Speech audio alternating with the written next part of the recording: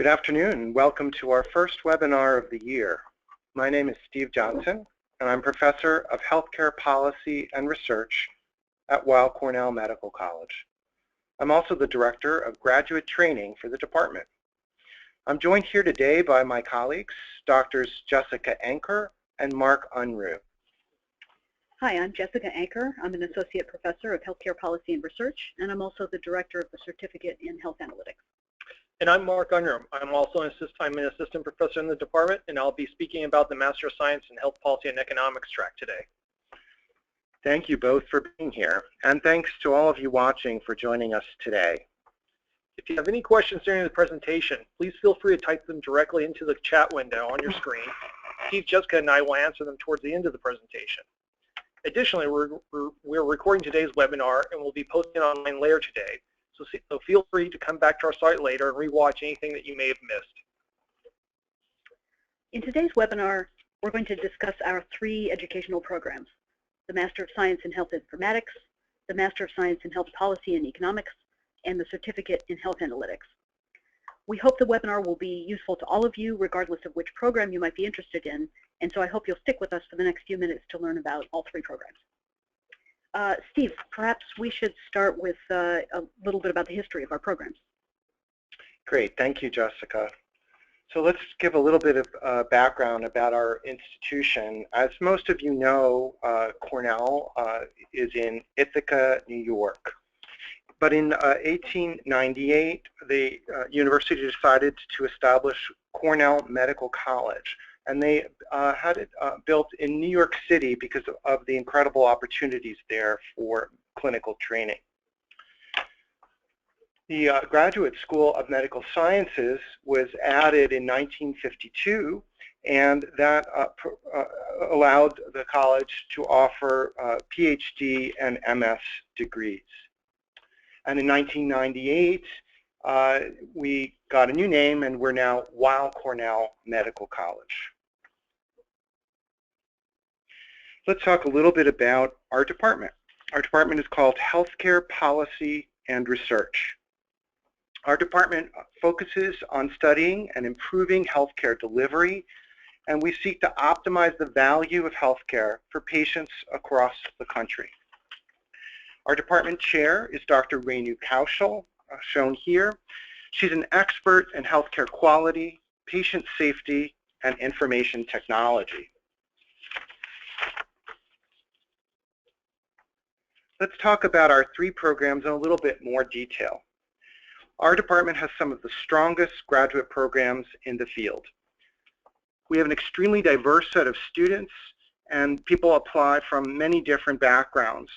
For example, many come right out of their undergraduate degrees, but we also get people who have been working out in the field for 20 or more years. As you see on this slide, both of our master's programs can be completed in 1 calendar year if you do it as a full-time student, or you can do it as a part-time student taking up to 2 years. Additionally, the master's programs require a research project which culminates in a thesis, and we'll get into that in more detail shortly. Our academic year is a little bit different from what you may be familiar with. We divide it into 3 terms: a fall term, a spring term, and a summer term. And if you do full-time, as I said, that takes a full calendar year, 12 months. The certificate program in health analytics also takes 1 year to complete, but it's part-time with only 1 course per term. Jessica, why don't we start out by talking about our Master of Science in Health Informatics. Great, thanks. Informatics is the scientific study of how people use information and information technology in healthcare. Our program in informatics focuses on how health information technology is being used to organize, coordinate, manage, and deliver high-quality healthcare. Our goal is to train students and professionals for careers either in healthcare or public health, or in fields such as health insurance, technology development, consulting, and academia. If we move on, we can see a sample curriculum for our health informatics students. As Steve mentioned, we are divided into 3 different terms: fall, spring, and summer. And this is an example of what a course sequence would look like for a full-time student. The informatics specific courses are highlighted in red. These are the courses that provide focused training in the information systems being used in healthcare today and related topics such as health information exchange and healthcare quality. There are also courses in specialized research methods and computational techniques for healthcare data. The other set of courses are what we call our shared courses. These are the courses that are shared with the other master's program focusing on healthcare policy in the United States and internationally and research methods. These courses provide training in how healthcare delivery works, how we should do research and analysis about these healthcare systems, how to use statistics to answer questions, and how to work with the richness of healthcare data. Great, thank you, Jessica. Mark, let's talk about the other master's program, the Masters of Science in Health Policy and Economics. Great. So this program trains students for careers as policy analysts, as researchers, and who organize ways to organize, manage, finance, and deliver healthcare. Here's an overview of the health policy and economics curriculum. As the name suggests, our health policy and economics specific courses, highlight on the screen, provide a strong foundation in health policy and economics. Students will become well-versed in the financing of healthcare, economic components of the delivery system, and the role of government. Students will also apply advanced research methods to evaluate policies and programs while gaining hands-on experience in data analysis. As Jessica mentioned earlier, the shared courses remain the same across both programs. This is done to best train our students in how the healthcare delivery system functions. Thank you, Mark. So now let's look at another really important and unique aspect of our master's programs. We provide a master's project, a research project that engages students in hands-on research, and that culminates in a thesis. We pair each of you with a faculty mentor who provides training, access to healthcare data sets, and the ability to interact with faculty and staff who are conducting research studies. Through this experience, you'll do field work, and that will allow you to learn about healthcare delivery at our institution, Weill Cornell Medical College, but also at New York Presbyterian Hospital and other partner institutions. That concludes what were a brief summary of our master's programs. So now let's transition and talk a little bit about the certificate program in health analytics. Jessica, tell us about that. Sure. We created the certificate in health analytics with the working professional in mind. Today, healthcare organizations are generating more and more data, and almost all of this is now available in electronic form. So that creates an inherent need, an increasing need for turning this data into real-time information through quantitative methods, statistics, and data mining. So that's the focus of our certificate in health analytics. This certificate consists of 3 different courses. The first one is biostatistics, the second one is health data for research, and the third one is health data mining. These courses are taken one at a time, and they're offered in the evenings so that people who are working full-time can still take advantage of this opportunity. The goal is to provide the students with basic tools needed to analyze big data in the field of healthcare. Great, thank you, Jessica. All right, let's look now at how to apply. So for your application, as many of you know, that the application will go live on Thursday, October 1st. So it's not open yet. But that date's coming up pretty soon, so there are things you need to start doing now to prepare.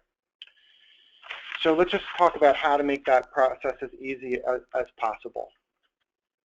We require 3 letters of recommendation, and you can submit those anytime. So I strongly recommend that you start planning who you want to ask to write your letters. Once they're finished, they can send them directly to us by email, And that email is HPR, that's our department acronym, _education@med.cornell.edu. That email address will show again at the end of the presentation, and you also can easily find it on our website. We also require that you get us your official transcripts, and those have to be sent by the institutions where you attended, such as your undergraduate school, or if you also attended some graduate programs as well, you would have them send those to us. Most importantly, you need to write a personal statement. This statement describes your interest in healthcare and why specifically you're interested in the program here that we're offering. I really recommend that you start working on this right away and have plenty of time to really think about it, revise it, and edit it. The application, as I said, will go live on October 1st, and you'll simply go to the online application, and there is a small fee of $60 that's required by our graduate school. Starting on October 1st, after you've applied, we ask that you follow up with those people who wrote recommendations to you, make sure that they've sent them to us by the email address that I mentioned. You also should follow up with your prior institutions to make sure that they have sent your official transcripts to us. You can, of course, reach out to us at any time to check on the status of your application. Let me add two final notes about the admissions process. We do not require standardized test scores. However, we do recommend them because they often can strengthen your application. Our applicants generally submit either GREs, MCATs, or GMATs. And the second note is if you're an international applicant, we will need recent TOEFL scores. Now let's take a moment to take a look at our website if you haven't already done so. So let's click here and visit our education page. So there's a lot of information that we invite you to check out, including more information about our programs, faculty, upcoming events, and our application process. So if we look here, as we mentioned before, our application will go live on Thursday, October 1st, and will be available here. Great, thank you, Mark. Now let's go over some of the questions that some of you submitted while we were talking. And for those of you who still have questions, as Mark mentioned earlier, you can type them into the question box on your screen, and then we'll get to them as we can go. All right. So let's see. Let's begin with what background preparation do I need? Okay, so someone asked whether they need to have medical background or other kind of training. So no, you don't need specific background training. The minimum requirement to apply to our programs is a bachelor's degree, and our students come from many different backgrounds. Some do come from, have a medical background, either an advanced medical degree or other allied health degree, but others might come from a technology field, a business background, or other types of undergraduate degrees. So the way you'll communicate that to us is whatever your background is, in your personal statement, make clear of how that background prepares you, why you're interested, and go from there. Steve, one of the questions that people often ask on the webinars is the relationship between the certificate program and the master's program, and whether after you complete the certificate program, whether you could apply the coursework toward the master's. And so I'd like to point out that the answer is yes. All of the courses in that certificate are in fact part of the master's programs. So people who graduate from the certificate program, if they're interested, they do have to reapply. They have to actually apply for the master's program. But then if they are admitted to one of the master's programs, those courses will transfer and will actually count toward the master's degree.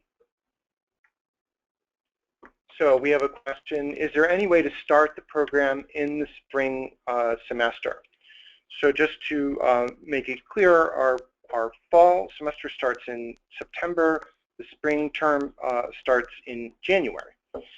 And so typically the answer to that is no, because many of the important starter courses are offered only in the fall term. So we showed you earlier a sample sequence of courses, for example, for a full-time student, and we would strongly recommend that you do something very similar to that starting in the fall. There are rare exceptions where certain students might meet some of those requirements and be able to start in January, but that's very rare. So I strongly recommend that you begin in the fall term. So we've got another question about the possibility of opting out of a particular course if you've already done something like it. The question is about biostatistics, and I have to say that's the most common question we get is if you've already done a biostatistics course, can you opt out of hours? The answer is probably yes, but you have to submit the syllabus of the previous course that you completed to our educational committee, and we'll do a review to make sure it is in fact equivalent to the graduate level course that we offer here. If it is, of course, we won't make you take it over again, but we'll give you the opportunity to take another elective in its place. If there have been cases where people have submitted a syllabus and it turns out it hasn't really been quite equivalent, so we have recommended that they take that course over again. And I have to say, often taking it a second time is not a bad idea. You might find that you get a lot out of it the second time, but if you really have completed the same stuff, we won't make you do it over again. We have a question about the cost per credit. So you can find this information on the website. There's information there about the various charges, depending on whether you're doing the certificate program or the master's program. We don't actually technically charge by the credit. We have a system whether you're either full-time, half-time, or quarter-time, and that's determined by the number of courses that you're taking. What we've tried to do, the reason for that is what we've tried to do is to make the total tuition for the master's program around $40,000, and so that's the depending, and that whether you do it part-time and take multiple terms to do it, or full-time and do it in 3 terms, you should wind up around at the same total cost. So that's the reason why we didn't do a per credit charge. So if you go to the website, you can get more information by that, but if you have any questions, you can contact us through the email. We've got a question about whether there's a possibility of a dual master's program. Currently, the Weill Cornell Graduate School of Medical Sciences does not offer an MBA, so we can't offer any sort of dual option there. The only programs that we're talking about here are the ones that we ourselves offer.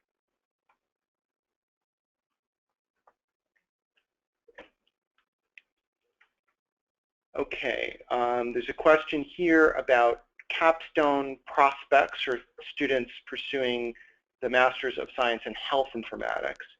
So I think I know what you mean by that, but we alluded to the fact that every student, regardless of which program you're in, is engaged in a project that they begin from the moment they walk in the door and that continues to when you complete. We pair you up with a faculty mentor, so your project is very much customized to that mentor's expertise and your interests, so there's a matching process involved there. That project work can vary depending on what you're doing. It might involve evaluating the impact of information technology in some healthcare environments, like, for example, how information technology is impacting an emergency room might be a project. And how you would study that would be gathering data and analyzing it, or interviewing people. There are many, many different research methods that you'll learn about. And that whole experience you will write up as a thesis, which explains, what was the problem you were trying to understand and how did you go about understanding it. So that could be thought of as your capstone experience. It will culminate in that final document. We've had a lot of diversity in the past about what informatics students have written their thesis about. As Steve mentioned, they've applied different methods to different sorts of questions. So, for example, we have students who have focused entirely on analyzing electronic health record data for various trends and questions of interest. We've had other students who have focused entirely on interview studies with the people who are using these technologies to find out, you know, some of the strengths and weaknesses and areas for improvement. And we've had people who have done usability evaluations, so examining the ease of use and the use satisfaction and room for improvement on the user interface. So those are just some examples of some of the projects that have come out of the informatics program. Okay, so another common question we get for the health policy and economics track is whether you need a background in economics or policy prior to entering our program. And the answer to that is no. You don't need advanced quantitative training or a background in economics prior to entering the program. Our core courses, which you take in the first semester, will prepare you for the quantitative courses in the second and third terms. For example, the core courses introduce statistics and health economics, and this will prepare you well for more advanced courses in the program. As Steve mentioned earlier, we have students entering from a wide variety of backgrounds, from various social sciences, even the basic sciences, and even working professionals who have not taken economics class before. Great, thank you, Mark.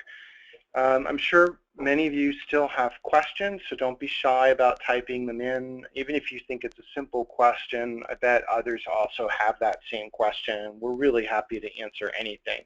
So we still have some time, so please type in those questions.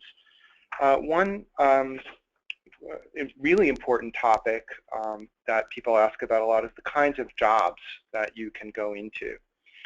So obviously we've talked about 3 different programs, and there's a variety of jobs. One thing, in a way, you could say that's common to all of them is our programs are obviously very data intensive. So a lot in healthcare data is incredibly rich and voluminous, and healthcare organizations are just becoming increasingly dependent on that data. So there are all kinds of jobs in that spectrum of there's a huge demand for. One is different types of roles where you are helping that organizations to analyze those data, finding patterns in the data, identifying trends, trying to help that organization make decisions about what it should do. Is a particular way of treating patients effective or not? Is the new information system that they purchased actually helping them reduce cost? And many other kinds of questions. So obviously there's a lot of different rules there, but that's sort of a general answer to your question. Maybe Jessica and Mark, you could brainstorm a little bit about some other kinds of jobs that students might go into. What we've seen is, again, there's a lot of diversity in terms of where the students are coming from before they take the program, and that certainly influences where they end up. So we've had a couple of previous students who are MDs, and in many cases they will do the degree and they'll continue practicing medicine, but now they're in a position where they're getting involved in the information technology policy or development in their healthcare institution. So that's a situation where a person in a particular career track sort of stayed in that same career track but used this training to go deeper into an area of interest. We've had other people who are coming, became more interested in the human element or the social element, and a couple of our students have gone on into implementation jobs. These are sorts of jobs where you're working with a healthcare institution to, for example, to roll out a new technology, to train people on the new technology, to help develop policy and rules about that technology. And then we have had people go into the policy roles as well. Okay, so yeah, a lot of that applies to the health policy and economics track as well. So the skills that the students will obtain through their training in the program are really highly in demand, as we've said. So after completion of the degree, students will have career opportunities as policy analysts in the healthcare industry, including pharma, government organizations such as federal and state health departments, contract research organizations such as RTI or Mathematica, for example, research institutes, academia, and consulting firms. So as we said earlier, these employers increasingly need individuals with advanced skills in analytics, economics, policy evaluation, decision science, and implementation science. Also, students who want to pursue further studies after the master's program will be well prepared for PhD programs in related fields. So again, each student will be paired with a faculty mentor for their thesis, and that mentor can also help provide career advice. All right, we have an interesting question here about jobs related to the pharmaceutical question. As Mark just mentioned, the economics and policy program might be one that would connect to that sector. This question is about whether informatics students would find roles there. So yes, there are two main ways. Some pharmaceutical companies are interested in what's called post-market research, which is what happens, how drugs are used once those drugs have gone to market. So there are many ways of looking at how those drugs are impacting healthcare and society. So that would be one set of possible studies that one might do. Another way in which informatics is becoming really important is how it's used when the drugs are being studied early on, when clinical trials are done to evaluate whether drugs have efficacy or not. And so that increasingly informatics is needed to help gather data for those clinical trials and analyze it. So that's a slightly different example of what we were talking about before, but clinical research is a really big part of the picture. So we've got a question about the size of the program in health informatics, whether the program is growing or whether it is very selective and competitive. And I would say the answer to both is yes. We are growing. The master's program, the class size doubled in size this year from the previous year. But we continue to get way more applications. The number of applications is going up as well. So we are expanding within our capacity, but it's still extremely competitive to get in. We've got another question about the GRE, whether it would look bad to apply without a GRE score. And the answer is the test scores are optional. They are officially not required. And so people who haven't had them don't have to submit them.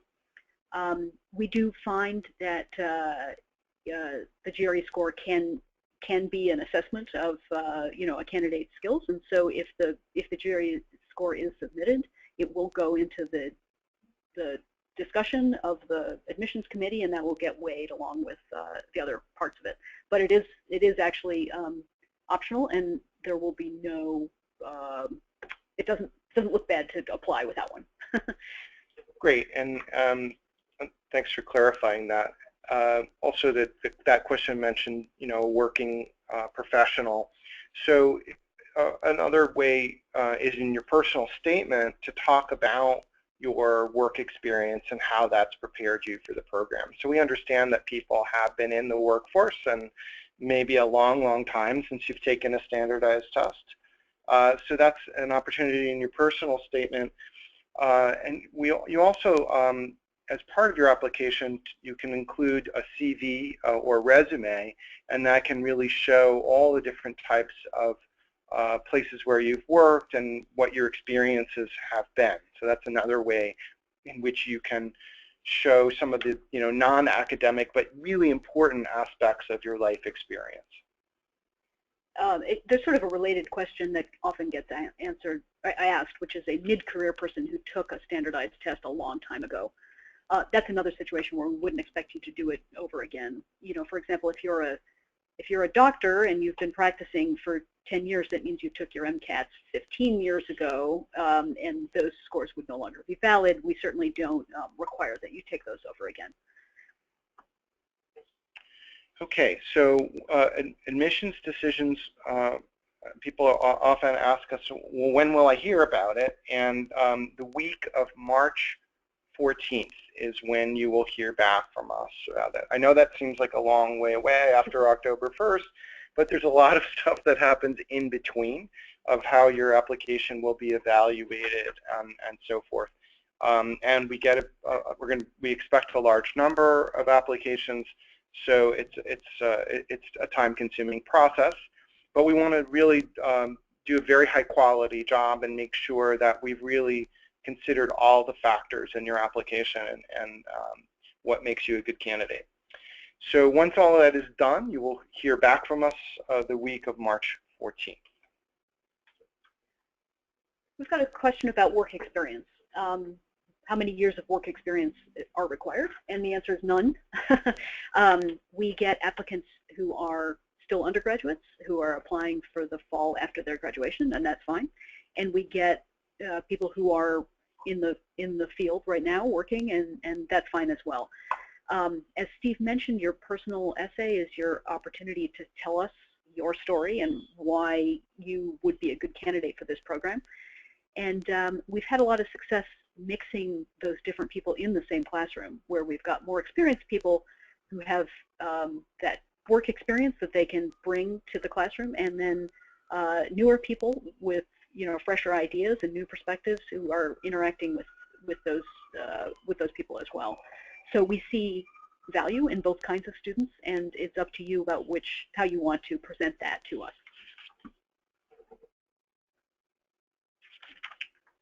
Okay, any other questions that, from our audience? Please feel free to type them in. I'll just do a quick follow-up to what I just said, which is that we also get, fairly frequently, we get a career changer, someone who either did a degree in one field and now is interested in changing careers, or someone who's actually working in one field and is now interested in moving into healthcare. Again, that's certainly a career path that we've seen. We've seen it before, and we see that some of those students really have a lot to offer to this new field. So again, your personal essay is your opportunity to talk about what you've learned in your previous training or your previous career, and why you think that would be relevant, and why you'd like to get trained in this new area as well. We have a new question about the expected class size. As Jessica mentioned, these programs are very new, but they are rapidly growing. So we really at least doubled this year, and we may double again next year. So for those of you that would be coming in this coming fall, you could expect in the classroom, somewhere in your class, your program, about 20 students, somewhere around there. If you came in, if you're thinking about the following fall, it may be more like 30 by then. I think the advantage is the classes are relatively small. There's a pretty good student-to-faculty or faculty-to-student ratio still, and that might be an advantage of one of these smaller programs. Yeah, I think in our program, especially since you'll be assigned to a faculty mentor, that is a unique feature.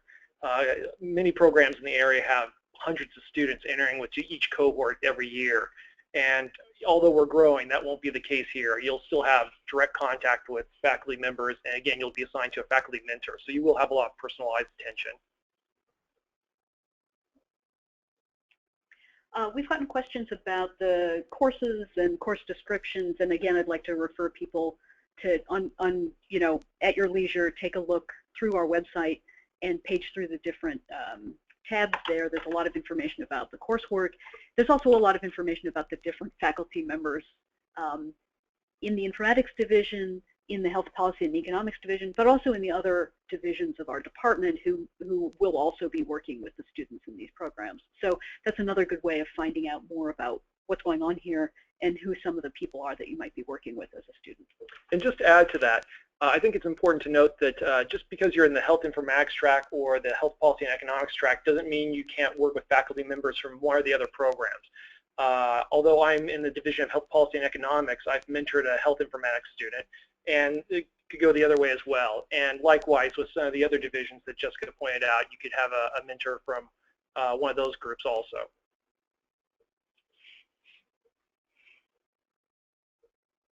Is there an interview for admission?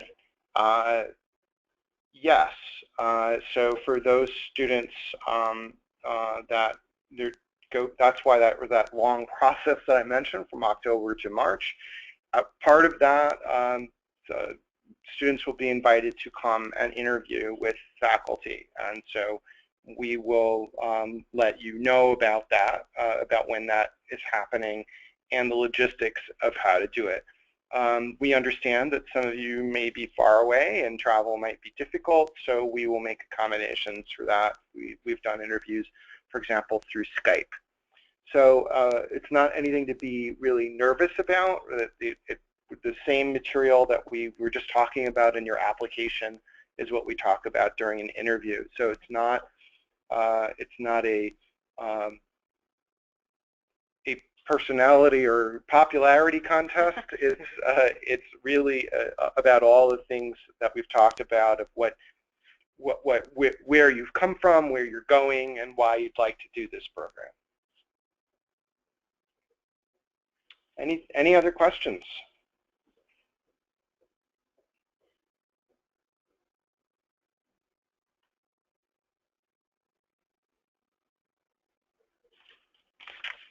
All right.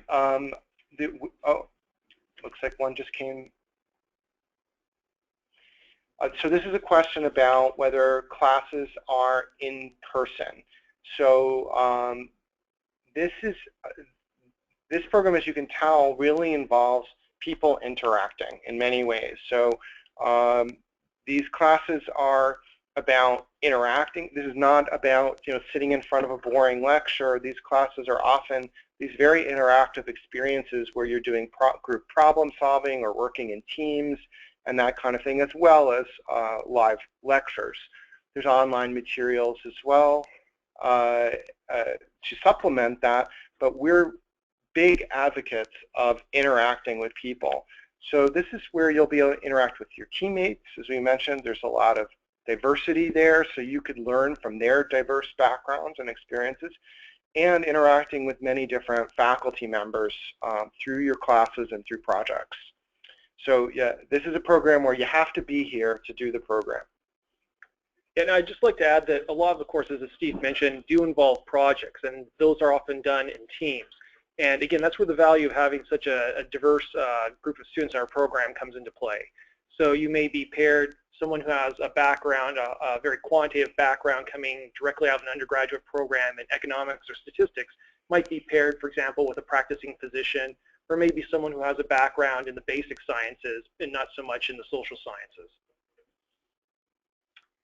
We've got a question about scholarships and whether scholarships are available. At the moment, we have no scholarships or funding available, but we would encourage everybody to talk to our financial aid office.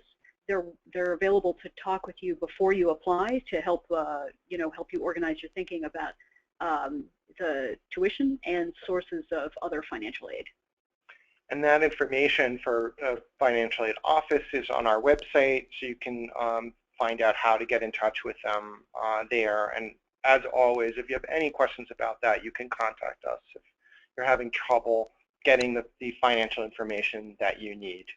But I would start with that financial aid office. You may be surprised at the different options that are available to you.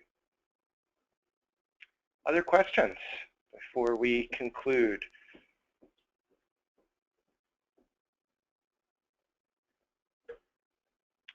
We've got a question about whether an international transcript requires a WES evaluation. The answer is yes. For those of you who don't know what those acronyms stand for, the issue is if you've done your undergraduate training in another country that does not, in which the transcript's not available in English, and the scores are not available on a 4.0 GPA scale, then we will require evaluation by an accredited agency to do that translation for us. WES is one of them, and we can also provide referrals to others if needed. That needs to be done in addition to submitting the actual transcript. Right. Thank you for that question. That's a really important point for those of you that had an international training.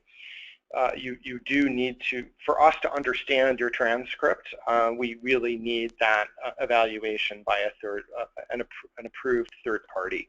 So that's a crucial part of your application. Other questions?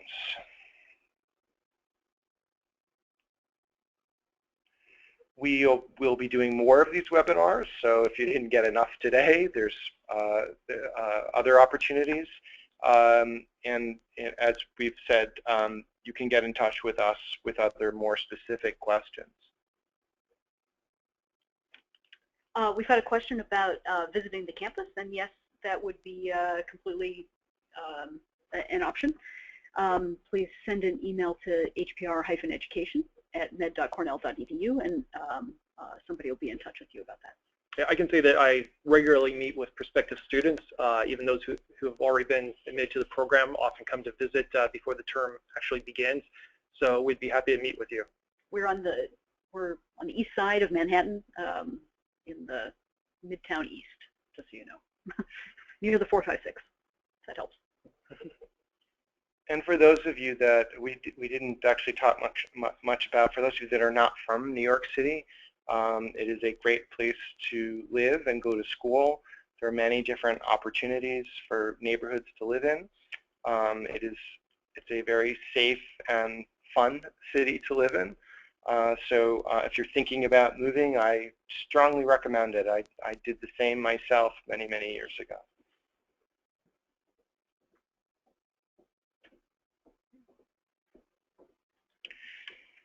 All right, well, that's all the time we have for questions for now. These were really great questions, and I really appreciate everyone submitting them. Well, Jessica, Steve, and I wish to thank you for taking a few minutes to learn more about our programs.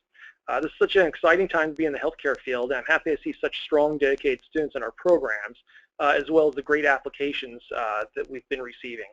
I look forward to seeing applications from all of you this fall, and again, please feel free to reach out to us anytime if you have any questions. I look forward to reading your applications. Thank you very much. Goodbye.